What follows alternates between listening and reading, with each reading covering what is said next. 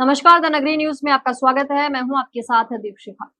देश भर में अब E20 यानी 20% एथेनॉल मिश्रित पेट्रोल को इस्तेमाल तेजी से बढ़ाया जा रहा है। सरकार इसे आयातित तेल पर निर्भरता कम करने और प्रदूषण घटाने की दिशा में बड़ा कदम बता रही है, लेकिन अब संसद में सरकार ने पहली बार स्वीकार किया कि E20 पेट्रोल का असर पूरे BS3 वाहनों पर पड़ सकता है। ऐसे में सवाल उठ रहा है कि क्या आपकी कार या बाइक भी इससे प्रभावित होगी। आइए जानते हैं। सरकार ने संसद में बताया कि E20 यानी 20% एथेनॉल मिश्रित पेट्रोल पुराने BS3 और उससे पहले के वाहनों के कुछ रबर और प्लास्टिक पार्ट को नुकसान पहुंचा सकता है, खासकर वे वाहन जो E20 के अनुरूप डिजाइन नहीं किए गए हैं।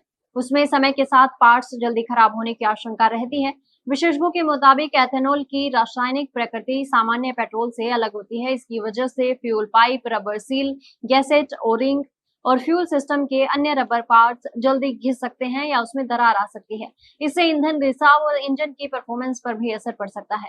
सबसे ज्यादा असर अप्रैल 2005 से पहले बने BS3 और उससे पुराने वाहनों पर पड़ने की संभावना है। हालांकि नए BS6 और E20 कंपैटिबल वाहनों में ऐसी समस्या नहीं मानी जाती, क्योंकि उसमें पहले से ही एथेनॉल रेजिस्टेंट मटेरियल का इस्तेमाल किया गया है। ऑटोमोबाइल विशेषज्ञों का कहना है कि पुराने वाहन मालिकों को घबराने की जरूरत नहीं है, क्योंकि समय समय पर सर्विसिंग करवाना बेहद जरूरी होगा।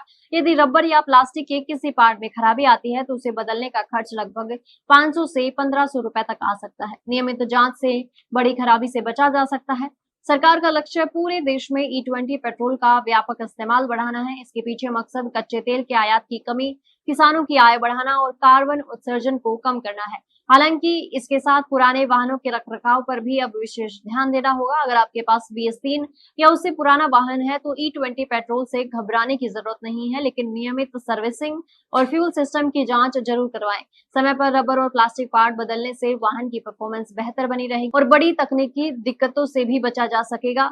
वहीं नए E20 कंपैटिबल वाहनों पर इसका कोई खास असर नहीं माना जा रहा।